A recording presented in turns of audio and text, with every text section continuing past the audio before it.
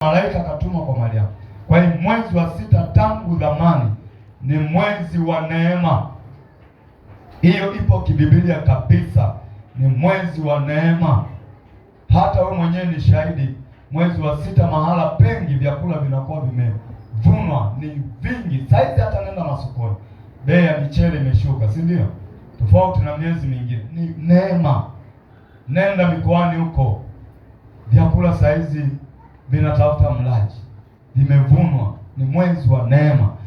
Wengine sasa walikuwa hana hela, anavuna, anauza mazao yake, anapata hela, japo kwa kuwa hawamjui Mungu anatumia vibaya. Lakini hata historia inaonyesha majira haya ndio yalikuwa majira ya sikukuu ya mavuno, ambayo baadaye Yesu aligeuza ikawa Pentekoste. Bwana asifiwe sana. Majira haya tulipata neema ya Roho Mtakatifu. Kwa hiyo ni kipindi ambacho kama mbingu zinamwaga baraka zake kwa watu wake. Ni kipindi cha kuomba. Amina kanisa. Na hata hali ya hewa unaona majira haya yanakuwa ni baridi. Wale mnaopenda kulala, kunalalika saa hizi, si ndio? Maana wengine kulala ni formula. Saa hizi kunalalika. Saa hizi na shuka inatafutwa. Kwa Dar es Salaam shuka huwa zinaishia kutandikwa tu. Lakini saa hizi mtu anatafuta shuka ile na ifuriko. Kuna hali kazuri hali ya unaona, na wengine tumevaa na makoti. Wapinzani wa makoti lakini tumeyavaa. Kwa nini? Kuna ruhusu, si ndio? Kwa hiyo naomba ona hivi yako hivyo mpaka rohoni. Ni majira ya neema. Omba neema ya Mungu kwako. Amina. Kwa hiyo tuliishia neema ya Goligota. Nikasema neema ya Goligota tulipata msamaha wa dhambi au tulipata wokovu. Baba, asante kwa kuwa naenda kusema neno lako. Mimi sijui cha kusema. Na muomba Roho wako Mtakatifu aje ndani yangu. Aseme na sisi, aseme na kanisa lako hili. Aseme na watakatifu wako. Mungu Roho Mtakatifu, tunayo mengi ya kusikia kutoka kwako. Unayo mengi ya kutulisha mchana wa leo. Naomba ukanitumie kama mtumishi tu. Mimi nipungue, wewe uongezeke ndani yangu. Ninanyenyekea na kushuka chini ya mkono wako. Naomba Roho Mtakatifu, ongea na kanisa lako. Ongea na watoto wako hawa. Zungumza nasi kwa upendo wako. Kwa upendo ule uliotupenda upeo hata ukafa kwa ajili yetu. Ukatoa uhai wako kwa ajili ya kanisa lako. Naomba neema yako inifunike sasa, nipate kulinena neno lako kwa usahihi. Nisiongeze wala nisipunguze. Utakatifu wako ukae kwenye kinywa changu. Kwa utukufu wa jina la Yesu. Na kataa kuharibiwa ujumbe, na kataa upotevu wa mashetani. Shetani asinikaribie. Hapa pote natambaza moto wa Roho Mtakatifu. Kuanzia kule nje, eneo lote tunalolimiliki, Roho Mtakatifu, moto wako umwagwe huko. Mashetani yasikae, mapepo yasikae, majini wakati ninafundisha yapige kelele na kuondoka. Utukufu wako Mungu utufunike, katika jina la Baba na la Mwana na la Roho Mtakatifu ninaomba na ninakushukuru. Amen. Amen. Bwana Yesu asifiwe sana. Lai kwa wanaokula vyakula, saa hizi tunaanza neno. Kwa hiyo kama bado hujamaliza, changamka, rudi kwenye ujumbe. So unakula kama bibi harusi au upo kwa baba mkwe, kwa mama mkwe, kula faster, rudi kwenye ujumbe. Na tunaolisha watoto vile vile tufanye haraka. Saa ya neno, saa ya kula na kunywa mezani pa Bwana. Leo tutaanzia kitabu kile cha Waefeso. Nimesema kipengele tulichofikia kinasema neema tuliyoipata pale Goligota, pale msalabani. Tulipata neema ya msamaha wa dhambi. Kwenye mabano andika tulipata neema ya wokovu. Tulipata neema ya wokovu. Tuanzie kitabu kile cha Waefeso. Waefeso sura ile ya 2 mstari wa 1 mpaka wa 9. Waefeso 2:1 mpaka 9 pale. Tuanzie kitabu kile cha Waefeso sura ile ya 2 mstari wa 1 mpaka wa 9. Waefeso 2:1 mpaka 9.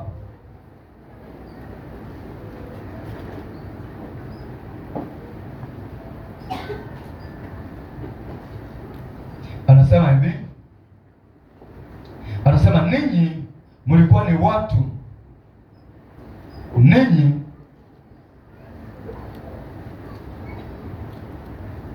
mlikuwa wafu kwa sababu ya makosa na dhambi zenu. Ninyi mlikuwa wafu, maana yake tulikufa kwa sababu ya makosa na dhambi zenu, ambazo mliziendea zamani kwa kufuata kawaida ya ulimwengu huu na kwa kufuata wafalme wa uweza wa anga, roho yule atendaye kazi sasa katika wana wa kuasi, ambao zamani sisi sote nasi tulienenda kati yao katika tamaa za miili yetu, tulipoyatimiza mapenzi ya mwili na ya nia, tukawa kwa tabia yetu watoto wa hasira kama na hao wengine. Lakini Mungu kwa kuwa ni mwingi wa rehema, hebu tuseme wote, lakini Mungu kwa kuwa ni mwingi wa rehema. Parudie tena hapo, lakini Mungu kwa kuwa ni mwingi wa rehema. Anasema kwa mapenzi yake makuu aliyotupenda, hata wakati ule tulipokuwa wafu kwa sababu ya makosa yetu, alituhuisha pamoja na Kristo. Yaani tumeokolewa kwa neema, tumeokolewa kwa neema. Anasema akatufufua pamoja naye, akatuketisha pamoja naye katika ulimwengu wa roho katika Kristo Yesu, ili katika dhamani zinazokuja audhihirishe wingi wa neema yake ipitayo kiasi kwa wema wake kwetu sisi katika Kristo Yesu. Mstari wa 8 anasema kwa maana mmeokolewa kwa neema, mmeokolewa kwa neema kwa njia ya imani, ambayo hiyo haikutokana na nafsi zetu, ni kipawa cha Mungu, wala si kwa matendo ya mtu awaye yoyote, asije akajisifu. Kwa hiyo pale Golgotha Mungu aliachilia neema ya msamaha wa dhambi. Anaposema tulienenda katika kufata roho yule adanganyaye, roho wa uweza wa anga. Manake dunia yote hii kabla ya neema tulifanya mapenzi ya shetani, tulimtumikia shetani, tulifata kawaida ya ulimwengu huu wa sasa. Kawaida ya ulimwengu huu wa sasa ni ipi? Ulimwengu huu una mambo yake ambayo yanapingana na Mungu. Ndio maana unaona ulimwengu huu watu wamependa anasa. Kuna anasa zinafanyika hapa ulimwenguni, watu wanaabudu miungu hapa ulimwenguni, pana mambo chungu mzima yasiyofaa. Kwa hiyo watu tulienenda katika haya, na anasema tulimtumikia yule roho wa kuasi ambaye ni Ibilisi. Shetani ni roho, lakini kwa neema Mungu akamwachilia Yesu Kristo, akafa pale msalabani, akatangaza msamaha wa dhambi kwa kila atakayemwamini. Kwa hiyo tukapata wokovu. Anasema mmeokolewa kwa neema. Mstari ule wa 8 anasema kwa maana mmeokolewa kwa neema kwa njia ya imani, ambayo hiyo haikutokana na nafsi zenu, ni kipawa cha Mungu. Hicho kipawa tulikipata wapi? Pale msalabani, pale Golgotha, wakati Yesu anaumia, anapigwa mijeledi, anatobolewa ubavuni, yupo kwenye mateso makali. Mungu anatangaza msamaha kwa ulimwengu, anatangaza kuziachilia roho zile zilizokuwa zinatenda dhambi, kuziachilia huru pamoja na Kristo. Ndio maana unapookoka hapa, Biblia inatuambia tunaketishwa katika ulimwengu wa roho. Yaani mimi niko hapa saa hizi, lakini roho yangu, jina langu limeketi pamoja na Kristo. Yesu ananijua kwamba huyu ni mwanangu. Wewe umeokoka, uko hapa leo, uliokoka uko hapa leo, lakini roho yako iko mkononi mwa Mungu, nafsi yako iko mbele za Mungu, kivuli chako kinatembea kule mbinguni. kama vile wale wenye dhambi, wale ambao bado wanatumikishwa na shetani, wanaishi leo duniani, vivuli vyao vimetangulia kule jehanamu, vivuli vyao vipo kule kuzimu. Wewe umeketishwa pamoja na Kristo.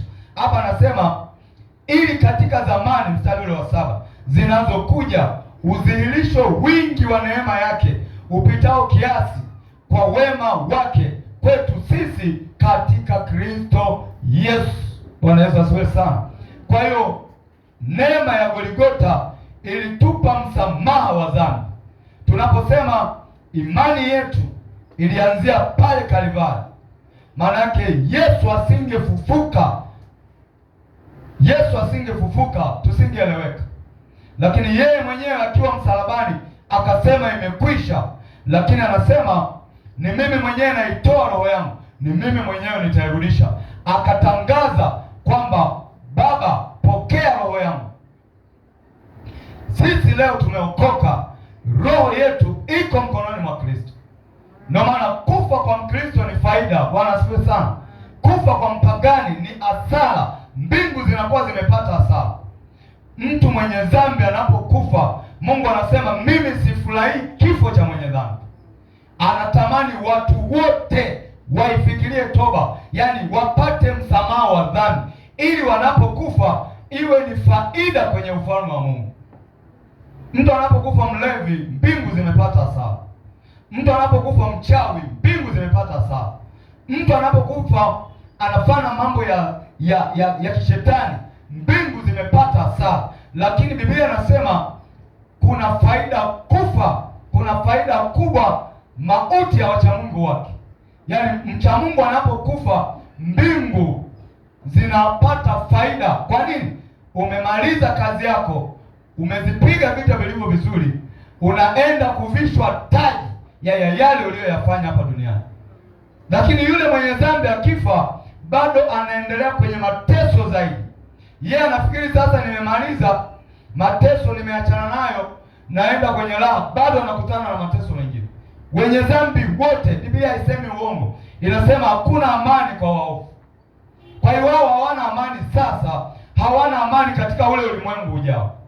Wewe unayekufa katika Kristo, hata kama hapa sasa una mateso, anasema upate pumziko baada ya mateso yako. Kuna kupumzika anayekufa ndani ya Yesu Kristo. Bwana Yesu asifiwe sana. Bwana Yesu apewe sifa. Kwa hiyo tulipata hiyo neema pale msalabani, tukasamehewa dhambi zetu, tukaachiliwa huru, tukawekwa mbali na mateso. Na Mungu alitangaza huo msamaha akiwa pale msalabani, ametangaza vizazi hata vizazi. Ndio maana unaona saizi ni miaka 2000 toka Kristo, lakini bado watu wanaendelea kuokolewa. Maana yake neema ya Golgotha imefananishwa na bahari kubwa iliyoinuliwa hapo angani, inayodondosha maji yake kwa kila aliyechaguliwa na Yesu, kila anayeliitia jina lake. Matonye ya neema yanakuja kwake. Ndio maana unaona wachawi wanaokoka, waabudu sanamu wanaokoka, washirikina wanaokoka, wazinzi wanaokoka, waongo wanaokoka, watu wa tabia mbalimbali za ajabu wanaokoka. Neema imeinuliwa juu. Haleluya kanisa. Yesu anasema mimi nikiinuliwa juu, nitawavuta wote waje kwangu. Kwa hiyo neema ya Golgotha iliinuliwa juu. Ndio maana leo unaona yule anaokoka, yule anaokoka, yule anaokoka, kwa sababu neema imeinuliwa juu. Itakapofungwa hilo lango la neema, hakutakuwa na wokovu tena. Bwana Yesu asifiwe sana. Ndio maana Biblia inasema wakati uliokubalika ni lini? Ni sasa. Saa ya wokovu ni sasa. Unaposikia neno la Mungu, usifanye tena moyo wako kuwa mgumu, kwa sababu wokovu huu unaouona leo tumeupata kwa neema. Sisi hatukustahili, sisi hatukustahili. Sasa hapo niweke angalizo, neema ni kitu cha kukitunza sana. Yesu amewahi kusema shika sana ulicho nacho, usikubali mtu aitwae taji yako. Kama kuna vitu unaweza kuvilinda kwa gharama kubwa, ni neema ya wokovu ulionayo. Shika sana ulicho nacho. Haijatuagiza kushika sana mali tulizo nazo, kwa sababu ni vitu vya kuharibika, ni vitu tunavyoviacha. Biblia inatuagiza shika sana neema ya wokovu. Imefananishwa na chakula cha mlo ambao Esau alikiomba kwa Yakobo. Yakobo akamwambia, sitakupa hiki chakula cha dengu mpaka uniuzie haki yako ya mzaliwa wa kwanza. Biblia inasema alipoitaka tena hiyo haki ya mzaliwa wa kwanza, aliitafuta kwa machozi ya kuipata. Sasa ule ni mfano. Bwana asifiwe sana. Esau ni nani? Esau ni mzaliwa wa kwanza wa Isaka. Sisi maandiko yanasema Yesu ni limbuko wetu, ni mzaliwa wetu wa kwanza. Kwa hiyo unapompata yeye umshike sana. Ukimpoteza utafananishwa na Esau aliyeuza haki ya mzaliwa wake wa kwanza kwa mlo wa chakula cha mlo mmoja. Alipoitaka tena hiyo haki, wasomaji wa Biblia mnajua kile kisa cha Esau na Yakobo. Baba ametaka kutoa baraka. Wanaweza siwe sana, kwa sababu baraka si vitu. Baraka ni Mungu ndani ya mtu. Wanaweza siwe sana. Ndio maana Yesu anaingia Yerusalemu hana kitu, amempanda punda, lakini watoto wadogo wanaimba, amebarikiwa huyo ajaye kwa jina la Bwana. Hana kitu, hata punda mwenyewe aliyempanda amemwazima. Ila yule Mungu anapokuwa ndani yako, ile baraka ya Mungu kuwa ndani yako inasababisha wewe kuwa na vitu. Haleluya kanisa. Sijui kama nimeeleweka. Baraka si vitu, ila Mungu anapokuwa ndani yako, kwa kuwa wewe tayari ni mbarikiwa, anasababisha wewe kuwa na vitu mbalimbali unavyovitaka, kwa sababu wewe ni mbarikiwa. Kwa hiyo Yakobo alijua kupata baraka ya huyu mzee Isaka, mtumishi wa Mungu huyu, lazima niwe mzaliwa wa kwanza. Kwa hiyo tangu tumboni alimshika kaka yake kisigino, akimwambia nitoke mimi kwanza, ili tutakapokuja kuwa watu wazima, baba Isaka mtumishi wa Mungu atakapotaka kutubariki, zile baraka nizipate mimi. Esau akamshinda nguvu, akatoka yeye. Bwana Yesu asifiwe sana. Ndio maana yale majina yao yana maana yake. Bado Yakobo akaangalia namna ya kuichukua ile baraka ya mzaliwa wa kwanza. Siku moja Esau amechoka na njaa, anarudi, amekuta mdogo wake ameandaa chakula cha dengu na yeye ana njaa. Akamwambia, naomba chakula nile. Akamwambia, sitakupa hiki chakula mpaka uniuzie haki ya uzaliwa wako wa kwanza. Alipompa, yeye alijua ni kawaida. Yakobo alimaanisha kwamba nimechukua baraka, akampa chakula. Siku ya Esau anahitaji baraka kwa Isaka, zilimkataa, zikaenda kwa Yakobo. Sasa sisi tuliookoka tumepata baraka hii ya kuwa watoto wa Mungu kwa neema. Mwambie mwenzako umeokoka kwa neema wewe, si kwa matendo yako, si kwamba ulistahili, ni kwa neema. Kwa hiyo tukija kuipoteza, kuna siku tutaitafuta kwa machozi, hautaipata. Kwa hiyo kama kuna kitu cha kulinda sana, ilinde hiyo neema isikupotee. Nitailindaje? Kwa kuishi sawa sawa na neno la Mungu linavyotaka niishi. Haleluya kanisa. Ndio maana hapa Paulo anaandika, anasema hata wakati ule tulipokuwa wafu kwa sababu ya makosa yetu, alituhuisha pamoja na Kristo. Yaani tumeokolewa kwa neema. Nasoma mstari wa 5. Alituhuisha. Kutuhuisha maana yake akachukua haki ya Kristo akaiweka kwetu, tukajikuta na sisi tunaitwa watoto wa Mungu. Watu ambao tulikuwa kwa kawaida ni watu wa hasira ya Mungu. Mungu alikuwa akitutazama anakasirika na matendo yetu, lakini Mungu anachukua haki ya Kristo anaiweka kwetu. Haki gani? Haki ya mzaliwa wa kwanza. Maana Kristo alikuwa ni mzaliwa wa kwanza, limbuko la viumbe vyote. Baraka ya Mungu iko ndani ya Yesu Kristo. Yesu Kristo anapokuja ndani yako, wewe pia unapewa haki ya kuwa mbaraka wa Mungu. Mungu anakuona ni mwanangu, mimi leo nimekuzaa. Haleluya kanisa. Bwana Yesu asifiwe sana.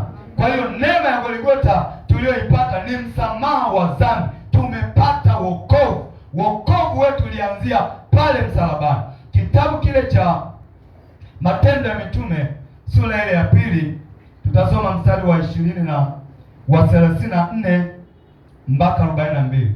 Matendo ya Mitume sura ile ya pili mstari wa 34 mpaka 42.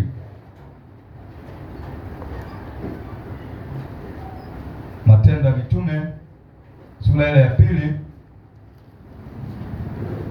mstari wa 34 mpaka 42. 34 anasema hivi: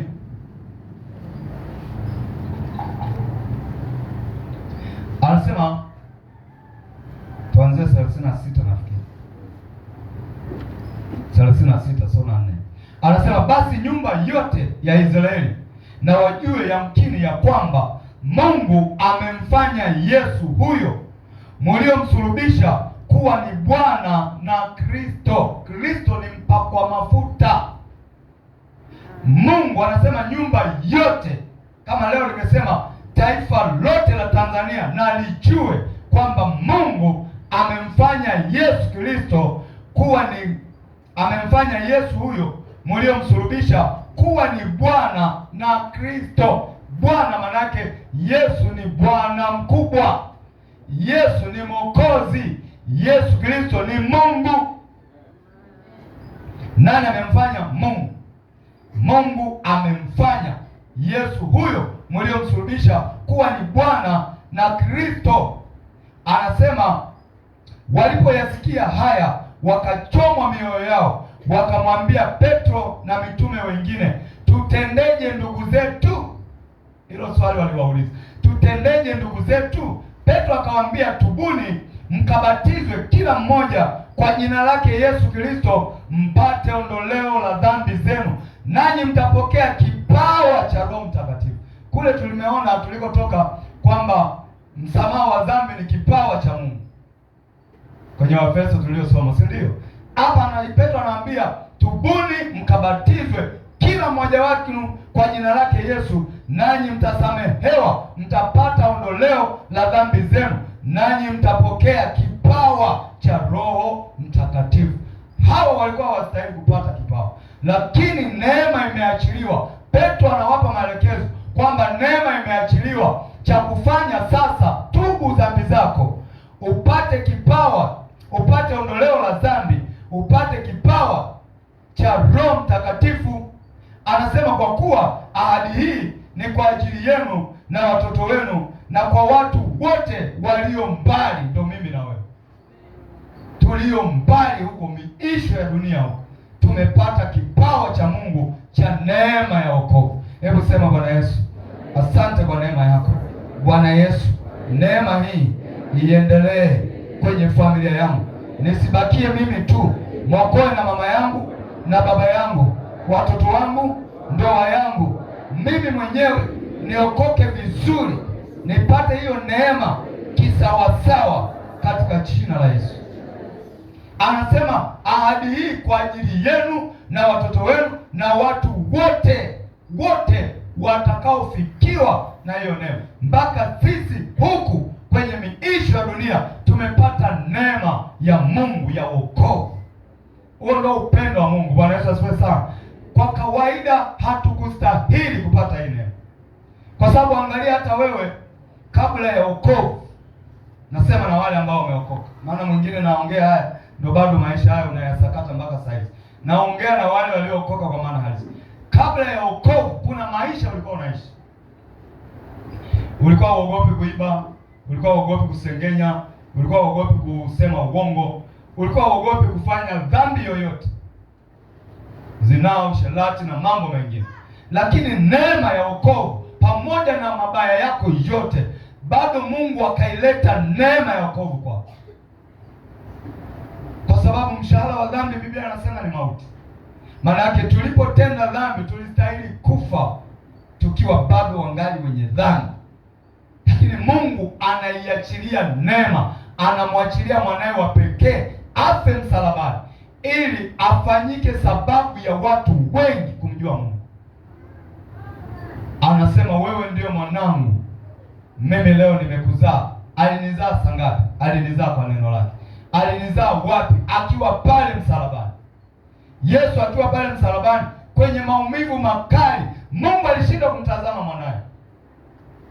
Amebeba uzito wa dhambi ya ulimwengu, alishindwa kumtazama kwa uzito wa dhambi aliyokuwa ameubeba. Mpaka Yesu kwa sababu hakuzoea kutengwa na baba yake, akajikuta yuko mwenyewe, akasema, baba yangu, baba yangu, mbona umeniacha? Mahali pengi Yesu alishuhudia kwamba mimi siko peke yangu, yeye aliyenipeleka hakuniacha. Mahali pengi Mungu alikuwa naye, Yesu alikuwa na Mungu.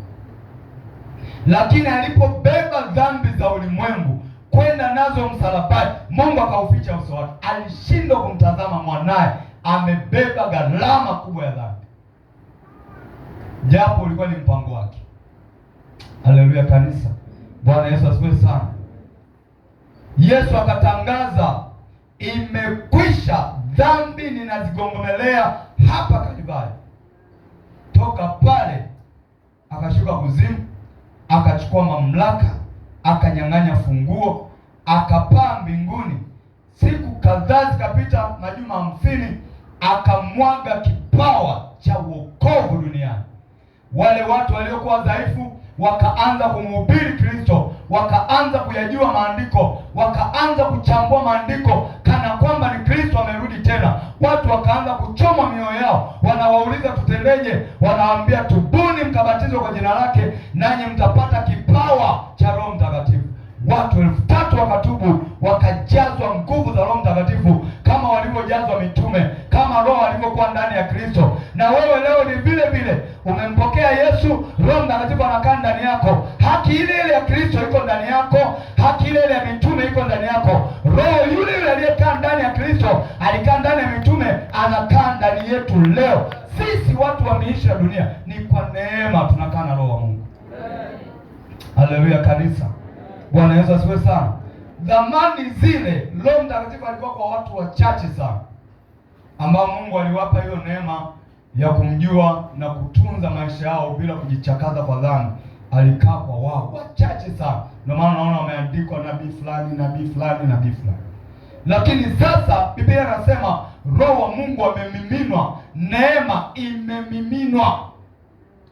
Kwa nini imemiminwa? Maana yake iko karibu kukoma. Haleluya kanisa. Kule kwetu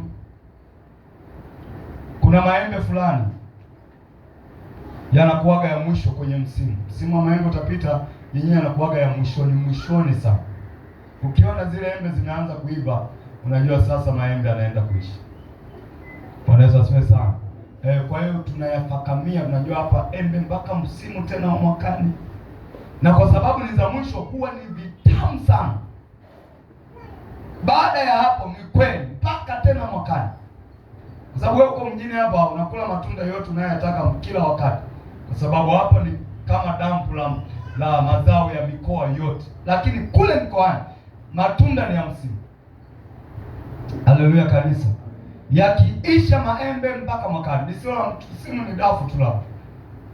Sasa yanapokuja kunoga sana, unajua hapo ndo anaishia. Saa hizi neema imemiminwa, imemwagwa. Watu wanaichezea. Watu wanaiona kama haifai. Hapa ndo inaishia. Bwana Yesu asifiwe sana. Inaenda itafungwa. Kwa hiyo watu wataitafuta neema, hawataipata. Saa hizi imemwagwa. Wewe ambao Mungu amekupa neema ya wokovu, shika sana ulicho nacho.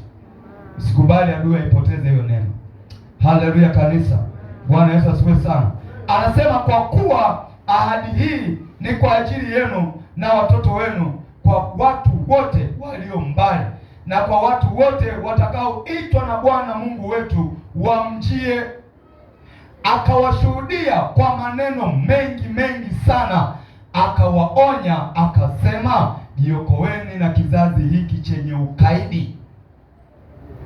Bwana Yesu asifiwe sana. Wewe unayenisikia habari hizi za wokovu, kwamba pale msalabani tulipata neema ya wokovu. Angalia mitume wanawaonya mataifa, wanasema wakawashuhudia kwa mambo mengi. Yale yaliyowashuhudia hapa haijaandikwa. Maanake mimi sasa nahisi kwamba waliwaambia, jamani, huyu Yesu ndio yule aliyetambuliwa na manabii kwamba atakuja kuwaokoa watu na dhambi zao. Huyu Yesu ndiye ambaye kuanzia Musa alinena habari zake. Huyu Yesu ndio yule alikuwa na Musa kule jangwani, alikuwa usiku kama nguzo ya moto, mchana kama wingu. Huyu Yesu ndiye alikuwa na Musa kule jangwani, ni lile jiwe lililotoa maji, mwamba uliopasuka ukatoa maji. Ni huyu Yesu ambaye Waisraeli, Wayahudi wamemua, Mafarisayo wamemkataa. Ni yeye huyo, na wakawashuhudia kwa maandiko. Ndio maana baada ya kuwashuhudia wakasema, sasa tunafanya nini ndugu zetu? Tumeshakosea, tumeshamkataa, tumeshamua, tufanyeje? Haleluya kanisa. Akamwambia, tubuni mkabatizwe kwa jina lake mpate ondoleo la dhambi, nanyi mtapokea kipawa cha neema, kipawa cha Mungu. Na ni kweli Yesu ndo aliyekuwa na manabii wote, kuanzia nabii wa kwanza Habili, Adamu mwenyewe. Adamu alikuwa ni nabii wa Mungu, Habili alikuwa ni nabii wa Mungu. Ukitoka pale Seti, endelea mpaka Nuhu, nabii wa Mungu. Toka Nuhu njoo kwa Ibrahimu, nabii wa Mungu. Huyu Yesu ndio huyo aliyotembea na hao manabii. Hao manabii wote waliozungumza habari za Mungu walizungumza kwa nguvu ya Roho wa Kristo. Huyu Yesu ndio ule mwamba ambaye Mungu alimwambia Musa, piga huo mwamba mara moja utatoa maji. Hakupiga jiwe kama jiwe. Ni Yesu alisimama pale, kwa sababu Mungu yeye ni niko ambaye niko. Anaweza akawa jiwe, anaweza akawa mkate, anaweza akawa samaki, anaweza akawa chochote kwa wakati wowote. Walipomtaka awe maji, alisimama pale kama mwamba, na Mungu anatoa maelekezo, piga mwamba mara moja utatoa maji, usemeshe mwamba utatoa maji. Musa akaamua kuuchapa kabisa, maji yalitoka ya kutoka. Weka pige mawe haya ya Kigamboni kama atatoa maji.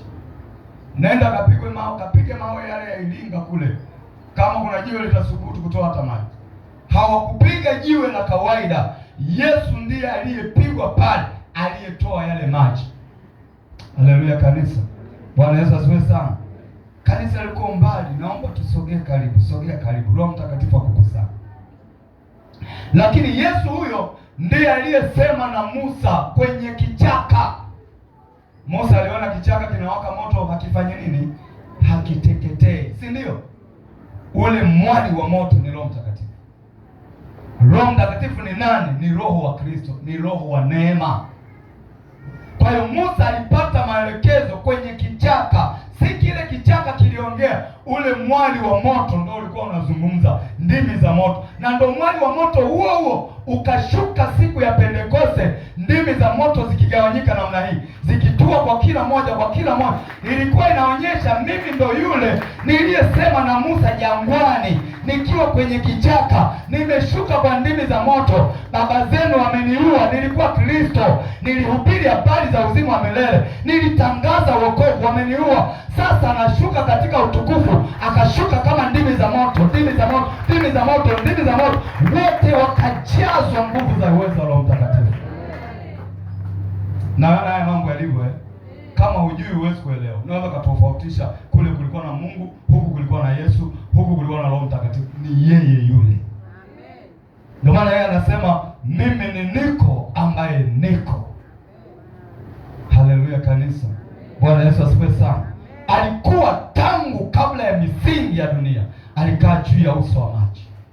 Kwa hiyo hii neema ni ya kuipokea. Tunaposema haya ni majira ya neema kwa kanisa, omba neema ya Mungu ije kwenye maisha yako. Mwambie Mungu, naomba neema. Kama bado una wokovu wa kifafa, mwambie Mungu, ondoa kifafa cha wokovu ndani yako, nipe neema nikae na wewe milele. Kama kuna vitu vya kuvitafuta kwa gharama, ni neema ya Mungu iwe ndani yako. So haya tunayehangaikia, kwa sababu hata ukijishughulisha sana, Yesu aliwauliza wanafunzi swali dogo sana, ni nani kwa kujishughulisha sana anaweza akaongeza hata kimo kidogo cha urefu wa nywele zake? Wote wakaonekana hawawezi. Yaani kwa kuhangaika sana, yaani mimi niko busy. Nani anaweza akaongeza hata urefu kidogo tu wa nywele yake kwa kujishughulisha sana? Ikaonekana hakuna anayeweza kufanya. Nasema sasa, kama hamwezi jambo dogo kama hili, Kwa nini kuhangaika juu ya yale mengine? Na pale chini anasema tafuteni kwanza ufalme wangu na haki yangu. Nitafuteni kwanza mimi, muwe na mimi kwanza. Hayo mengine nitafanya mimi nikiwa ndani yenu. Hii inanifundisha Musa akiwa jangwani. Yeye alikuwa hajaajiriwa popote, akiwa jangwani. Palikuwa hapana mashamba, akiwa jangwani. Alikuwa na fedha, akiwa jangwani, lakini alikuwa na Mungu. Haleluya kanisa. Kwa sababu alikuwa na Mungu, hawakupungukiwa. Wala mavazi yao hayakuchakaa, wala miguu yao haikuchakaa. Yesu huyu ambaye anakuja kwako kwa neema ya wokovu, unapompokea, anapokaa ndani yako, yeye ataimarisha maisha yako, ataujenga huo mwili wako, utakuwa imara. Mambo mengine tafute yeye tu, yeye atafanya. Sasa tumehangaika sana na hii dunia, tumemwacha roho wa neema pembeni, tumeacha wokovu pembeni. Shika sana wokovu. Kama kuna kitu cha kuking'ang'ania, ng'ang'ania sana wokovu. Twende andiko lingine.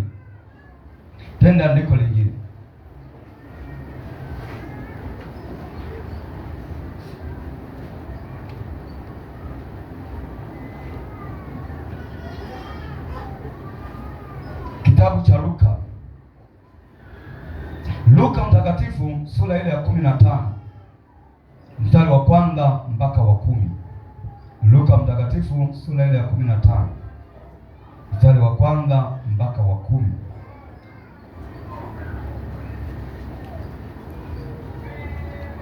Luka mtakatifu 15 mstari wa kwanza mpaka wa 10 anasema hivi: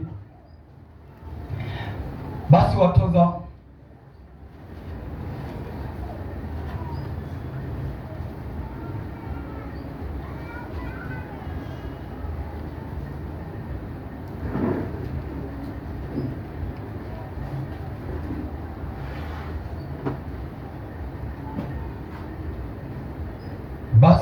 ushuru, sio ndio nasoma hapo 15 1 mpaka 10.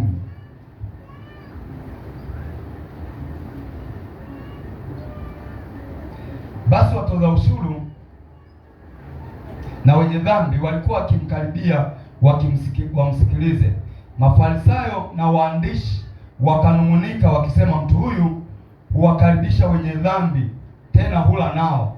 Akawaambia mfano huu akasema, ni nani kwenu mwenye kondoo 100 akipotelewa na mmoja wao, asiyewaacha wale 99, hapa imeandikwa na 9, nyikani, aende amtafute yule aliyepotea hata amwone, naye akisha kumwona humweka begani pake akifurahi. Na afikapo nyumbani kwake huwaita marafiki zake na jirani zake, akawaambia, furahini pamoja nami, kwa kuwa nimekwisha mpata kondoo wangu aliyepotea. Mstari wa 7 anasema, nawaambia vivyo hivyo kutakuwa na furaha mbinguni kwa ajili ya mwenye dhambi mmoja atubuye, kuliko kwa ajili ya wenye haki 99 ambao hawana haja ya kutubu. Kumbe au Mafarisayo na Masadukayo walijua kwamba Mungu kama atatuma mwanaye, kama walivyokuwa wanasoma vitabu vya manabii na sheria ya Musa, atatuma mwanaye, basi ataenda kwenye nyumba za wale wacha Mungu tu, atakula huko, ataambatana na hao, ataishi na hao. Lakini wakamshangaa Yesu anajitambulisha kwao kama ni mwana wa Mungu, alafu anaambatana na wenye dhambi na watoza ushuru. Wakamshangaa. Walijua kwamba atakuja kwa walio wema tu. Ndio maana hapa anasema wakamshangaa, wakamshuhudia kwamba mtu huyu anakula na wenye dhambi, anashirikiana na watoza ushuru. Kwa nini? Maana kwa wakati ule watoza ushuru walionekana ni watu wasiofaa, watu wa kodi.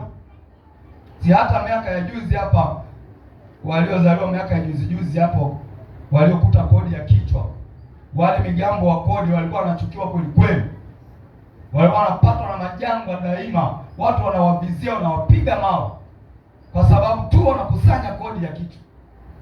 Wangapi walikuta kodi ya kichwa? Wangapi walikuta kodi ya kichwa? Hata kama ni mwanamke ulikuta hiyo kodi ya kichwa inalipwa, unanyosha mkono. Naona ananyosha wanaume tu. Sasa unaona wale mijambo walikuwa wanachukiwa, ndipo watoza ushuru walikuwa wanahesabika hao ni watu wa dhulumati. Mpaka leo basi unaona wakipita wale watu wa kodi kwenye labda kwenye maduka, sijui saa hizi wanajitahidi kuelimisha. Mtu anamwambia mwenzake bwana wanakuja huko, anafunga duka huyo. Unapita maduka yote yamefungwa, yamekimbiwa. Naona watu hao ni wanakuja kudhulumu haki yangu. Ni watu wasiofaa. Lakini Yesu anakuja eti hao ndio marafiki zake. Haleluya kanisa. Sasa Mafarisayo wakasema huyu mtu anahubiri injili, neno la Mungu vizuri, sawa. Anaponya, anafanya miujiza. Mbona rafiki zake ni walevi na watoza ushuru? Kwa nini? Wakamshuhudia. Akawaambia, ni nani kwenu ana mbuzi 100? Alafu anakuja nyumbani anagundua amefika nyumbani ana mbuzi 99, kondoo 99, kamoja hakaoni. Hivi hata waacha hao ambao wapo zizini na kwenda kukatafuta kale kamoja kalikopotea? Na atakapokapata atakaweka begani, atakuja nyumbani atawaambia majirani zake, jamani, kondoo wangu alipotea, nimempata, mje tufurahi pamoja nami. Atapika vinono, watakula pale. Akasema ndivyo ilivyo mbinguni. Kuna furaha kubwa mbinguni mtu mmoja anapopata neema ya wokovu. Mtu mmoja anapoacha dhambi, anaposema nimeacha dhambi, mbingu zinapiga shangwe la kigelegele. Sasa kinyume chake ni nini? Kama zinafurahi mwenye dhambi mmoja anapotubu, maana yake dhambi zinaiumiza mbingu. Unapofanya dhambi mbingu zinatikiswa. Yaani unafanya mbingu zinasheki. Ni kama watu wako hapa wanatoka ile mikoa ya matetemeko ya ardhi. Unaonaje tetemeko likipita? Mpaka vyombo ndani gong. Nimeona juzi nchi gani huko magorofa yameanguka.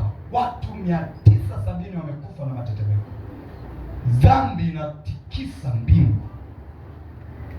Ndio maana mwenye dhambi anapotubu, mbingu inasema wale waasi waliokuwa wanatikisa mbingu wamepungua, wamekuja kuwa upande wetu, wamekuwa wema sasa. Ameacha dhambi, amegeukia upande wetu. Dhambi mbaya, hebu mwambie mwenzako dhambi inaua.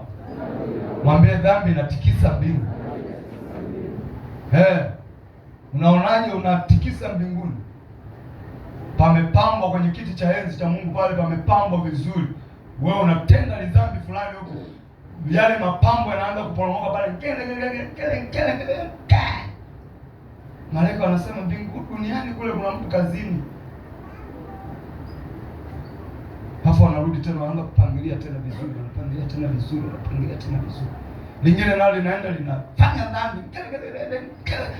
Tena sila Mungu inataka kuwaka. Yesu anasema Baba, nilikufa mimi kwa ajili ya hao.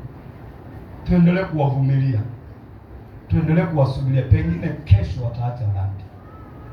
Kwa hiyo Yesu akawajibu wale Mafarisayo na Masadukayo. Anasema kuna furaha kubwa mbinguni kwa ajili ya mwenye dhambi mmoja atubue kuliko kwa ajili ya wenye haki 99 ambao hawana haja ya kutubu. Hawana haja ya kutubu. Nasoma mstari wa 7. Hawana haja ya kutubu. Mmoja anapoacha dhambi, mbingu inapiga shangwe.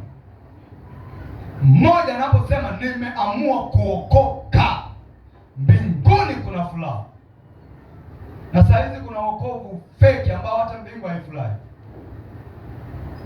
Kuna wokovu fake. Mtu anaokoka yule, maisha yake yale, tabia zake zile. Na anakuambia nimeokoka. Eti kisa aliambiwa sema Bwana Yesu, naacha dhambi. Mimi ni mwenye dhambi na kupokea. Wewe haya ni maneno hata kasuku anaweza kusema. Kuokoka si kule kusema yale maneno. Maana wengi wasaya niliongoza sala ya toba na mchungaji fulani, nimeokoka mimi. Wewe sio yale maneno. Wokovu ni maisha halisi ndani ya Yesu Kristo. Kwa hiyo wengi wameongozwa haya maneno. Sema hivi tayari umeshaokoka. Hata wale wauza mafuta na wenyewe naona ameshapiga biashara ya mafuta, anasema, "Haya, sema Bwana Yesu, mimi ni mwenye dhambi, naja kwako." Amen. Haya, umeshaokoka sasa, nenda. Hakuna wokovu wa hivyo. Wokovu ni maisha halisi ndani ya Yesu. Bila badiliko hakuna wokovu. Wewe ni shahidi wa mambo hayo. Wangapi wameongozwa hizo sala ya toba na ni walevi bado, na ni washerati na wazinzi bado? Neema inapokuja kwako, Biblia inasema hivi, neema inatufundisha kukataa ubaya wa kila aina. Hiyo ndio neema. Haleluya kabisa. Neema inatufundisha kufanya nini? Kufanya nini? Mpaka kule nje neema inatufundisha kufanya nini? Huku ndani tunyamaze. Kule nje naona unampiga usingizi. Wewe lala tu. Usije ukawa kama Esau na wewe. Neema inatufundisha kufanya nini huko nje? Mwana, sauti za wawili watatu. Wengi wamerelax. Shashiba ngano saizi. Neema inatufundisha kukataa ubaya wa kila aina. Tunaposema mimi nimepata neema, yani nimepata ambacho sikustahili. Hicho ambacho sikustahili kukipata kinanifundisha kukataa ubaya wa kila aina. Neema inakufundisha wewe kufanya dhambi. Bwana Yesu asifiwe sana. Huo ndio wokovu halisi. Nimepata neema, sasa hivi sifanyi dhambi tena. Hapa Yesu anawaambia kuna furaha mbinguni mwenye dhambi mmoja atubui, kuliko wale 99 ambao hawana haja ya kutubu, walishatubu. Kwa hiyo mtu mmoja anapoacha dhambi, mbingu zinafanya shangwe, furaha. Muulize mwenzako, umeacha zote? Muulize, umebakiza ngapi kuziacha? Hata ukibakiza moja, wewe bado ni mwenye dhambi. Sasa inabidi tuache kabisa. Ndio maana ya kugeuka. Nilikuwa naenda huku, nimegeuka. Ndio maana nimekubali kumfuata Yesu, nimekataa kumfuata shetani. Kwa sababu unapotenda dhambi, kumbuka kule tulikotoka kwenye Efeso, kwamba tulikuwa wana wa kuasi, tulioongozwa na roho yule wa kuasi anayetenda kazi katika mkuu wa anga, uweza wa anga. Mkuu wa anga ni nani? Ni shetani, ambao Paulo alipambana nao kule Efeso. Alipambana na wakuu wa anga, akawaandika kabisa kwamba tunafanya vita na wakuu wa anga. Kwa hiyo mwenye dhambi yoyote anaongozwa na roho ya wakuu wa anga. Na mtu anakuwa na kiu ya sigara, yaani na kiu ya sigara. Unapookoka unaacha kabisa sigara, unakuwa na kiu ya kusoma neno au kulisikia. Nina kiu ya kusikia neno la Mungu likihubiriwa. Nina kiu ya kusikia maombi, natamani kuomba. Nina kiu ya kujitenga peke yangu siku 3 nimtafute Mungu. Bwana asifiwe sana. Kiu inakuja ndani pa. Kwani kuna mtu anakuambia ukanywe maji? Au tunatembea tunasema wewe sasa hivi umetembea sana, ngoja nikunyweshe maji. Wewe mwenyewe unasikia ndani nataka maji. Hata kama ulilala. Hata kama ni usiku umelala umechemka sana, ukiamka unaona kabisa nataka maji. Utatoka hata usiku utabambalakana yaliko. Kiu ndani na kubana. Yaani mwili Mungu alivyo design, yaani unatoa viashiria vyenyewe, alafu akili yako inakwambia hapo umemiss kitu fulani. Hapo unatamani kitu fulani. Sasa roho wa Mungu akiwa ndani, unapoipata hiyo neema ya wokovu, hupati tena kiu ya dhambi, unapata kiu ya kulisikia neno, kuomba, kufunga, kukaa maisha fulani mazuri matakatifu. Leo ukiona mtu ameokoka na bado anahangaika na sizoni, huyo bado ameokoka na nyumbani kwake sizoni, huyo bado. Kwa sababu mpaka niangalie sizoni ni kiu ile. Bwana asifiwe sana. Kuangalia yale mafilamu yale ni kiu ile. Yaani unasikia toka ndani natamani kuona sijui yale masizoni yanaitwaje, maana ni miaka mingi.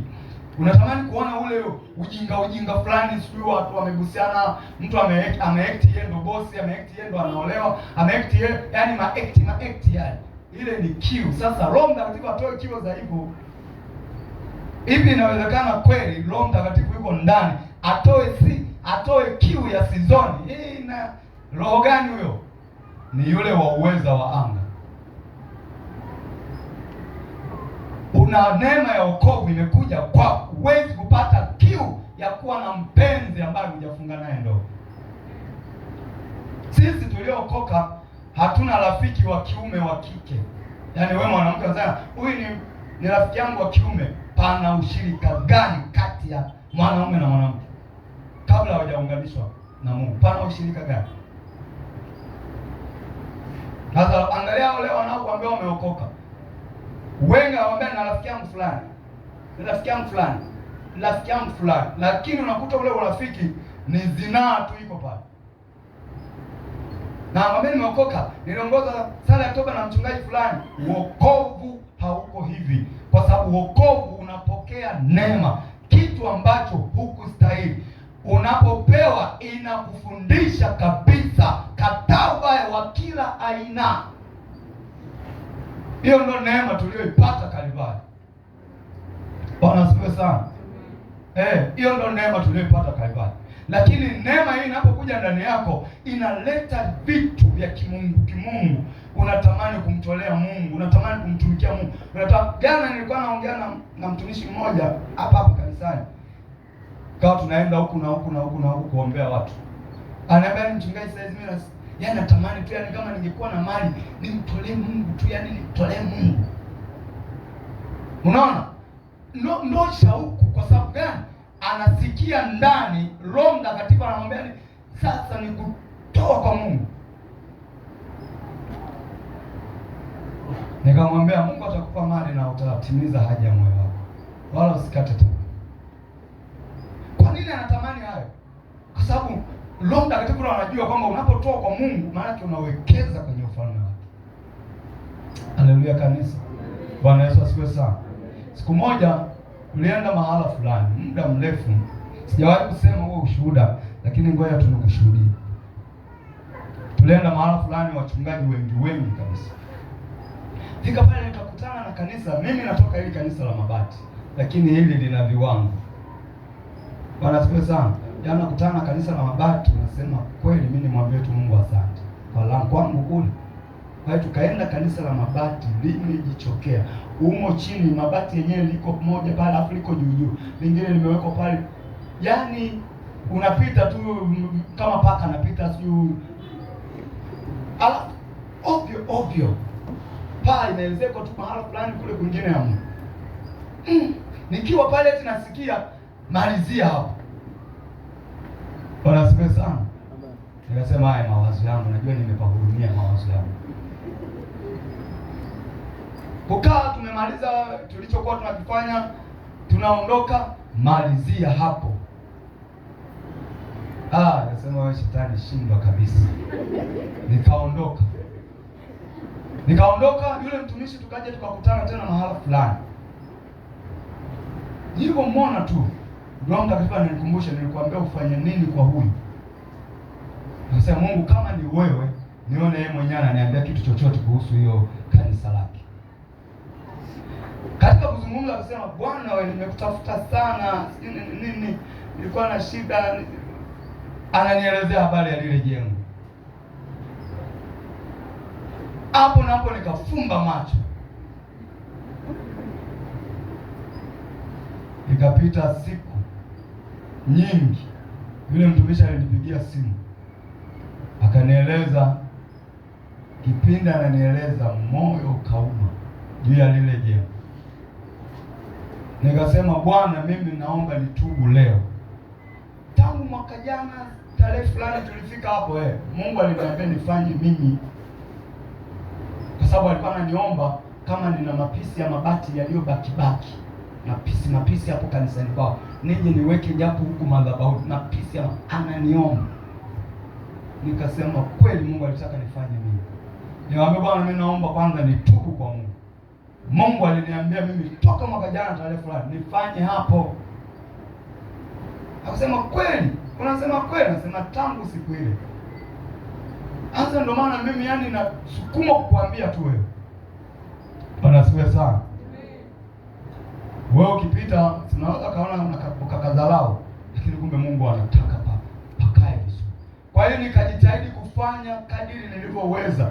Nilimwambia ni kila nitakachopata nitakuwa mpaka kweli, nikajipambana, nikaziba vile vibati, nikafanya hivi pale juu. Sasa hiyo tukapambana mpaka tukamaliza. Mwambia haya, palikuwa hata madhabahu yaonekane, design madhabahu mpaka tumaliza. Nikamwambia sasa, ole wako ukimwambia mtu.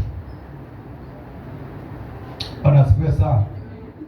Imepita miaka mingi, ndio nasema leo sijawahi kumwambia mtu kwa ajili ya hili andiko. Sasa wakati na mimi wa kujenga si umefika. Bwana asifiwe sana.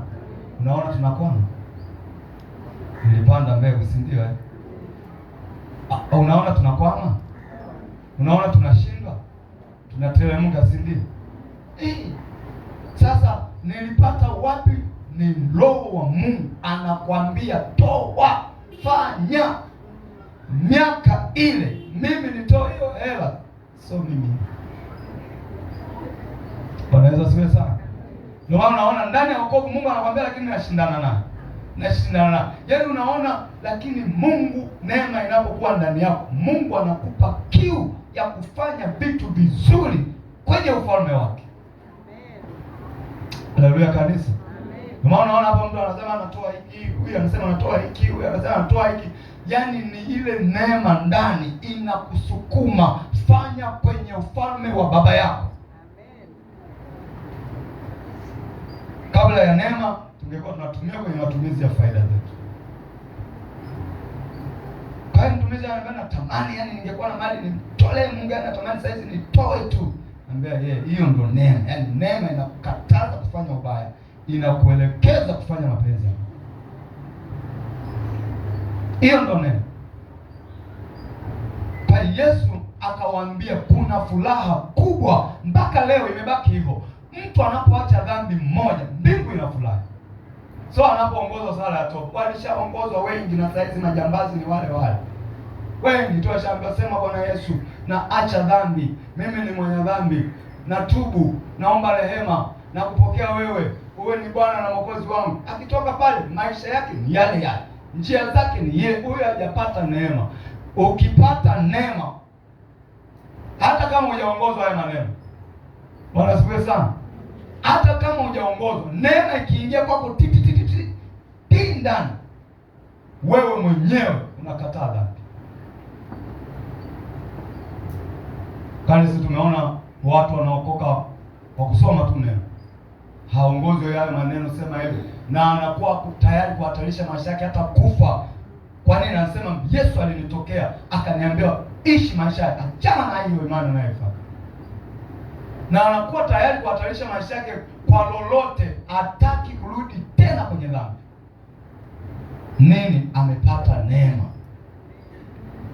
Na mbingu zimefurahi juu ya huyo mtu. Kwa sababu unapoongozwa sala ya toba, wewe unaposema nampokea Yesu kuwa ni Bwana na Mwokozi wangu, mbingu zinaona bado huyu atatoka hapa ataendelea kwenda kuwa mlevi. Atatoka hapa ataendelea kwenda kufanya moja mbili tatu. Kwa sababu Mungu yeye anajua wewe kesho utafanya nini. Anajua wewe baada ya miaka 10 utafanya nini. Kwa hiyo hata unaposema mbingu haishtuki. Kwa sababu kule rohoni maisha yako yako wazi. Kwa sababu huyu anakiri tu. Lakini akitoka hapa ni huyu.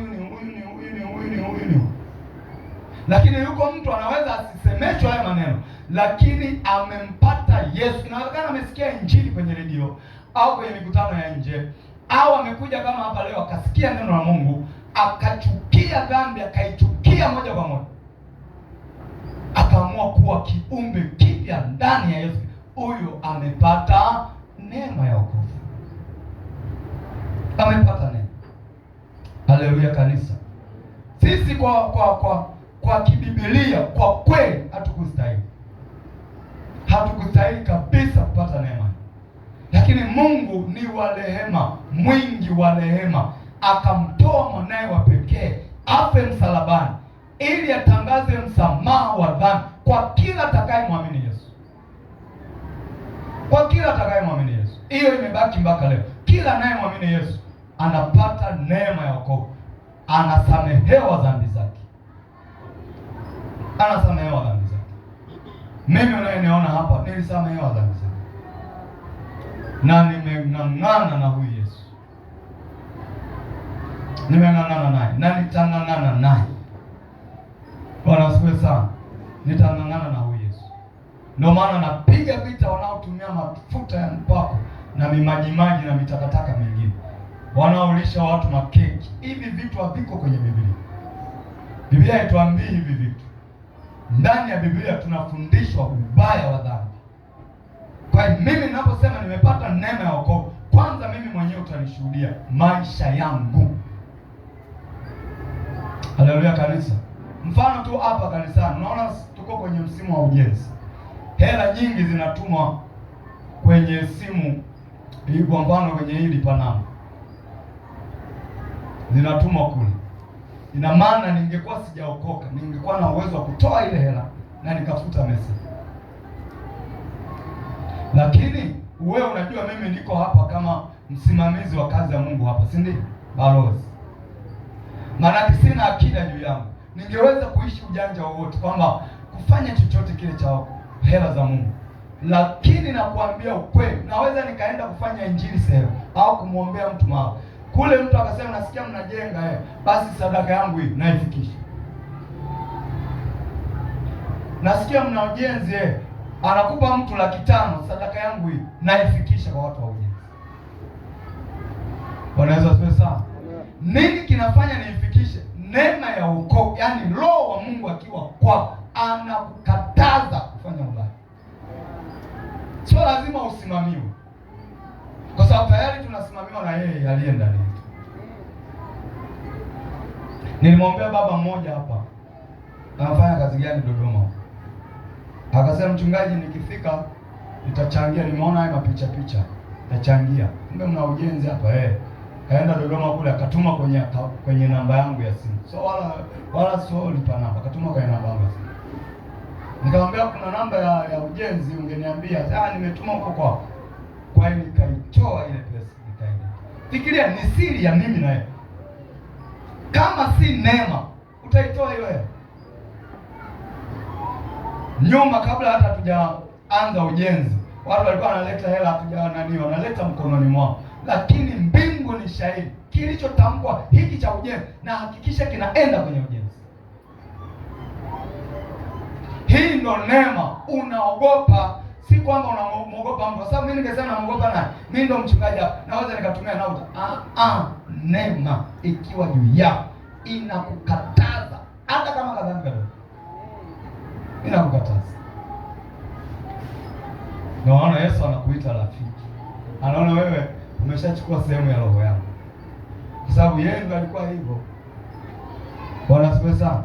Yeye ndo alikuwa hivyo. Anaona wewe umechukua sehemu ya roho yako. Sitakuita tena mtumwa, wewe ni rafiki.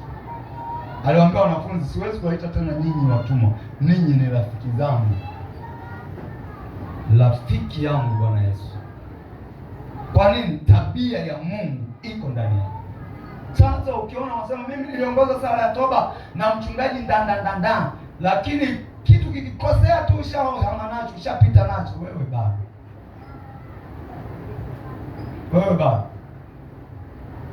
Neema huwa inakuzuia, inakukataza kabisa ubaya wa kila aina, inakukataza.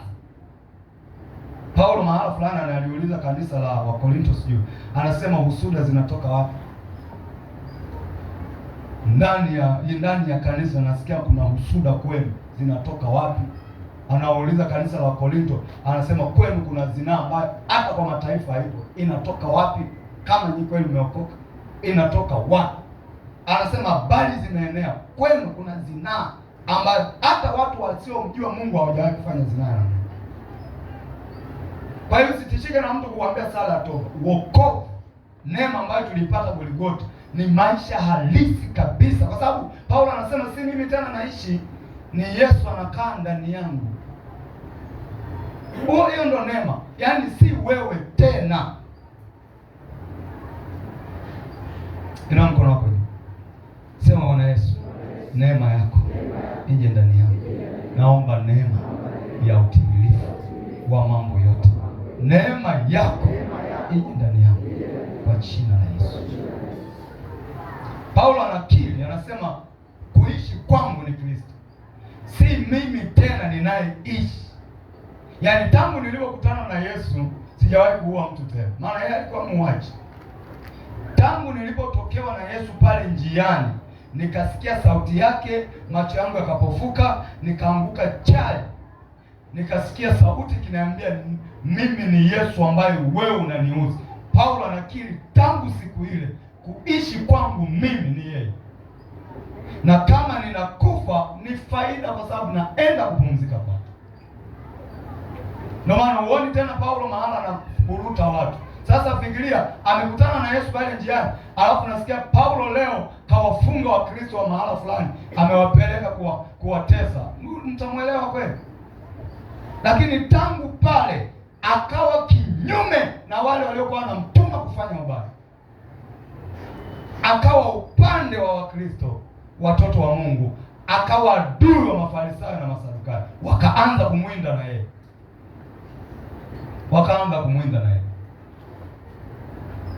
Kwa hiyo akajikuta yeye alikuwa anawinda Wakristo, sasa yeye anawindwa na Mafarisayo na Masadukayo, anatelemshwa kwenye kapu.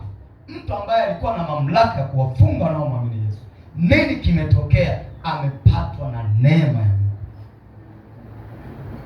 Bwana Yesu asifiwe sana. Haleluya kanisa. Hatukustahili. Kwa hiyo ukiipata itunze hii neema, baadaye watu wataitafuta kwa machozi. Mimi nakwambia, kwa machozi hawataipata. Kwa nini hawataipata? Kanisa litakuwa limeshaondoka. Au wahubiri leo mnaowaona, unaona wamebaki wachache, walio wengi wa yule jamaa. Saizi walio wengi wa yule jamaa, na hata wale ambao zamani tu kidogo hapa walitumika na Mungu vizuri, dunia imewameza saizi. Hawana tena ujasiri wa kukemea dhambi, hawana ule uwezo wa kukemea dhambi, kufukuza mtu anayetenda dhambi, kumwambia mwenye dhambi ukiendelea hivyo na kutoa, hiyo uwezo hawana. Wamenyang'anywa nao. Wamebaki mwache bwana, mwache bwana. Mtu ambaye alitembea na Mungu miaka ya juzi, saizi ujasiri umenyang'anywa kabisa. Watu wanafanya vitu vya ajabu, na mtumishi anaona pale, waache bwana. Si kweli. Ukiona unachukuliana na dhambi, tayari wewe neema imekuhama, kwa sababu neema inaumia dhambi inapotendeka. Mabaya yanapotendeka, neema inaumia ndani yako. Ni wewe unaniita na hasira, lakini nakwambia kweli, labda nikute nyumbani kwangu utaniambia na hasira. Hasira inayowaka nikiwa hapa ni macho ya Bwana yameona kitu fulani kinaenda vibaya. Ni macho ya Bwana, na inawaka mpaka unajikuta unashindwa kufanya uliyotakiwa kufanya. Si kwamba niko hivyo na niko hivyo kuivumilia dhambi hivi hapa, siwezi. Lakini mwanzo sikuwa hivi, nilikuwa nachukuliana na hayo madudu, na mimi mwenyewe nilikuwa mtendaji wa hayo madhambi. Nikapata neema, nikauchukia ubaya wa dhambi, nikauona uzuri wa neema, nikasema Mungu umenipenda upeo, na mimi nitakuonyesha pendo langu, nitabaki na wewe daima. Si kwamba niliokoka tu mambo yakawa tambalale. Nilipitia mengi niliyotakiwa kupitia, mengi. Ndio maana mimi naishi maisha yoyote. Bwana asifiwe sana. Yoyote ya kwenda kwa mguu, boda boda, kulala chini hapo kwenye madhulia, yaani maisha yale life maisha, na nitabaki hivyo mpaka naondoka duniani. Maana watu tunakupa si wewe, ngoja ukija kufanikiwa wewe. Hakuna. Hata Mungu animilikishe namna gani, nitabaki yule yule. Yaani roho wa Mungu ni wa vyote. Yeye hababaiki na mali. Akiwa ndani yako, hata uwe na mali ubabaiki, unabaki yule yule. Bwana asifiwe sana. Nabaki yule. Nami nafagia, na akija hapa siku amekaa hapa nafanya hivyo. Yaani hayo ndio maisha ya wokovu. Ukiona maisha unasema unaokoka, unapenda ukubwa, yaani ukiwa ndani ya kanisa au kwa watakatifu wenzako unataka ukubwa, unataka wewe uonekane wewe ndio bosi, wewe ndio mchungaji mkubwa, wewe ndio askofu, yaani kujiinua. Hiyo sio roho ya Mungu. Yaani lazima wakuseme vizuri watu, hapa tuko na baba askofu, hapa tuko, yaani unataka mavyo. Ndio maana Yesu kuosha miguu kwamba ni hali ya kujishusha mpaka kwenye miguu. Bwana asifiwe sana. Kujishusha mpaka kwenye miguu. Sasa mwajue hao wanaojipandisha hao, wakati mwingine wakuta ile neema ilishaondoka, wamebaki wenyewe. Roho Mungu ni mnyenyekevu sana, ni wa kujishusha sana. Ndio maana anaweza akamwokoa mwenye dhambi katika mazingira magumu sana. Yaani mtu alikuwa kahaba. Fikiria yule Mariamu yule aliyekutana na Yesu, Magdalena, ambaye alikuwa kahaba. Namna ya ukahaba ulivyokuwa unachukiwa katika taifa la Israeli.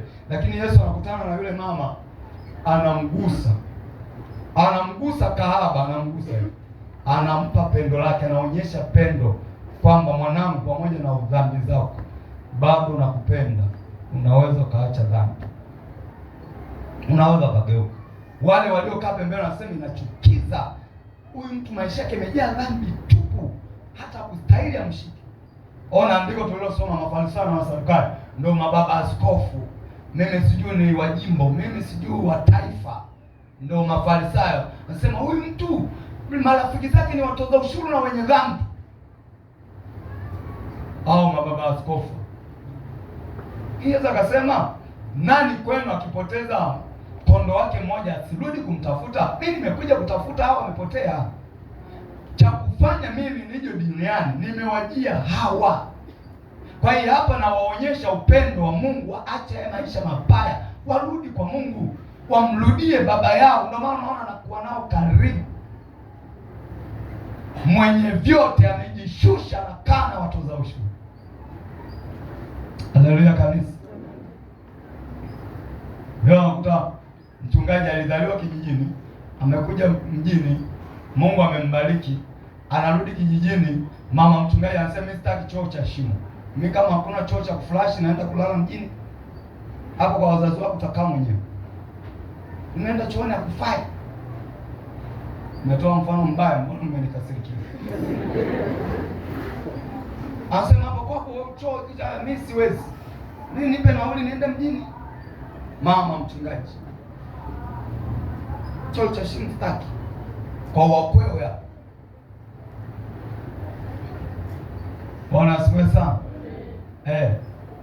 Sasa wewe ataenda lile hospitali la magonjwa magumu lile. Huyo mama wa hivi ataenda lile hospitali la magonjwa mabaya lile. Unaenda mtu kichwa limekaa vibaya limepasuka. Na anakulilia mtumishi niombe. Na unatakiwa utimize maandiko, tutaweka mikono juu ya wagonjwa. Au utaweka juu hivi. Kwa jina la Yesu wakupoa, yeye unaogopa kumgusa. Mmoja tulikuwa tunaombea, pepo likafanya kituko kimoja. Yaani kaona kinyaa. Hajua wale wanafunguliwa wanatapika. Kabadilika na usoni. Sasa huyu Mungu anamtaka huyu ambaye unamwonea kinyaa, anamtaka yeye, yuko mle ndani, anamfungua.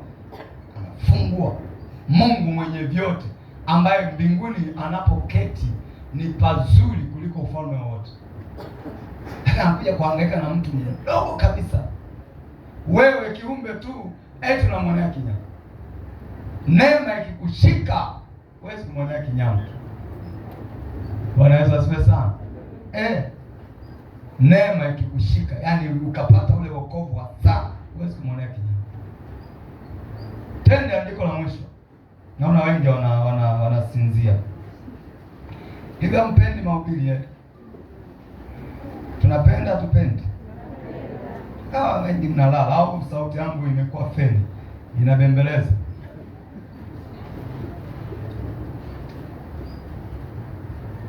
Mathayo mtakatifu sura ile ya 20, sura ya 20 mstari wa kwanza mpaka wa 16. Mathayo mtakatifu sura ya 20 mstari wa kwanza mpaka wa 16.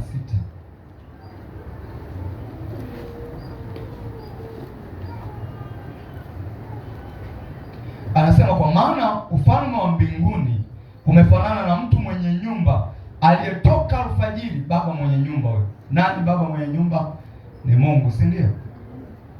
Kwa maana ufalme wa mbinguni umefanana na mtu mwenye nyumba. Mwenye nyumba ni Mungu.